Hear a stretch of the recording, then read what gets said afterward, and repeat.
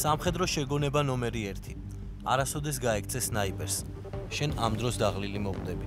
მით უმეტეს, თუ მისი შაშხანის კალიბრი 12.7 მმ-ია. სნაიპერი კარგად მომზადებული პროფესიონალი მსროლელია, რომელიც მტერს წინასწარ შერჩეული შენიღბული პოზიციიდან ესვრის. სნაიპერული შაშხანიდან გაკეთებული ერთი გასროლა კი ერთ მკვდარ მოწინააღმდეგეს უდრის. ოპერაციის სპეციფიკიდან გამომდინარე სნაიპერები სხვადასხვა კლასისა და კალიბრის შაშხანას იყენებენ, თუმცა მსოფლიოს მასშტაბით ბოლო დროს განსაკუთრებული ყურადღება მსხვილ კალიბრიან, ეგრეთ წოდებულ ანტიმატერიულ შაშხანებს ეთმობა. მსხვილ კალიბრიანი შაშხანები დიდ დისტანციაზე განსაკუთრებული ეფექტურობით გამოირჩევიან. ოფიციალური მონაცემებით ბოლო პერიოდში დადასტურებული საუკეთესო შედეგები შორმანძილზე სროლაში სწორედ მსხვილ კალიბრიან შაშხანებს ეკუთვნის, რაც შეეხება უკანასკნელ რეკორდს. რამდენიმე თვის წინ ავღანეთში ავსტრალიური სპეცდანიშნულების რაზმის წევრმა ამერიკული წარმოების ბარეტ M82 AR-ის ტიპის ანტიმატერიული შაშხანით თალიბანის საველე მეთაურის ლიკვიდირება 2815 მეტრის სიშორეზე მოახდინა. გაიცანით, ეს ქართული წარმოების მსხვილ კალიბრიანი შაშხანა პედეშეპეა. მასზე მუშაობა რამდენიმე წლის წინ დაიწყო, დღეს კი საბოლოო ვერსია ასე გამოიყურება. 12.7 მმ კალიბრის სნაიპერული შაშხანა სამეცნიერო ტექნიკურ ცენტრ დელტაში 2010 წელს შეიქმნა.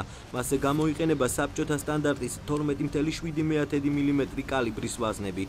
გამოცდებისას შაშხანამ სიზუსტის საკმაოდ მაღალი მაჩვენებელი გამოავლინა. შაშხანის მჭიდში 6 ვაზნა ეტევა, მისი ეფექტურობის რადიუსი 1800-2000 მეტრია.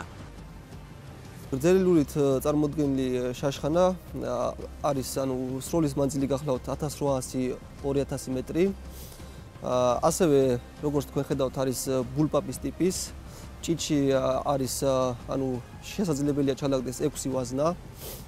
ასევე მას გააჩნია ზემოთ ეგრეთ წოდებული პიკატინის თამასა, რომელზეც ჩვენ შეგვიძლია დავაყენოთ როგორც ოპტიკური სამიზნე, ასევე ოპტიკური სამიზნის წინ შეგვიძლია დავაყენოთ ღამის ხედვის ხელსაწყო. წონა გახლავთ 14 კილოგრამამდე ჩალაგებული ვაზნებით. პედეშეპეს კიდევ ერთი დამოკლებული ვერსია ფართო საზოგადოებისთვის ამ დრომდე არ იყო ცნობილი. ბულპაპის სისტემის შაშხანა ცალკეული გასროლებისთვისაა გათვალისწინებული. ეფექტური სროლის რადიუსი კი 1000-1200 მეტრია. მეორე ვარიანტი გახლავთ ცალკეული სროლებისთვის, მას არ გააჩნია მჭიდი. ასევე, როგორც წინა ვარიანტს, აქ შეგვიძლია დავაყენოთ ღამის ხედვის ხელსაწყო. მოცემული შაშხანა მუშაობს 1000-1200 მეტრ მანძილზე. მსხვილ კალიბრიანი შაშხანები როგორც ანტისნაიპერული მიზნებისთვის, ასევე მოწინააღმდეგის მსუბუქად შეჯავშნული ტექნიკის, კავშირგაბმულობისა და რადიოლოკაციური სისტემების დასაზიანებლად გამოიყენება.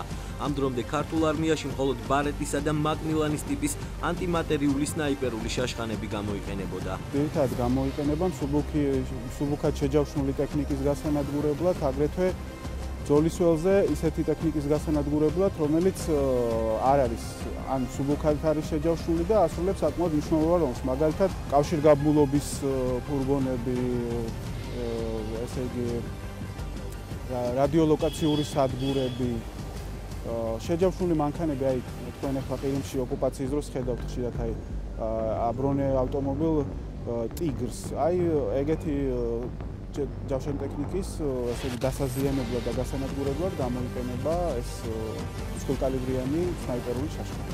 სამეცნიერო ტექნიკური ცენტრის ხელმძღვანელის განცხადებით მიმდინარეობს აქტიური სამუშაოები როგორც ბალისტიკის, ასევე შაშხანის დიზაინის მიმართულებით. მსხვილკალიბრიანი შაშხანების გარდა დელტა კიდევ რამდენიმე ელემენტს აწარმოებს. უახლოეს პერიოდში კი ბაზარზე ქართული წარმოების პნევმატური იარაღიც ჩაეშვება. ცეცხლსასროლი იარაღის ადგილობრივი წარმოება, ეს არის ფაქტიურად პირველი ნაბიჯები წარმატებული და მომგებიანი სამხედრო წარმოების შექმნისა საქართველოში. იმიტომ რომ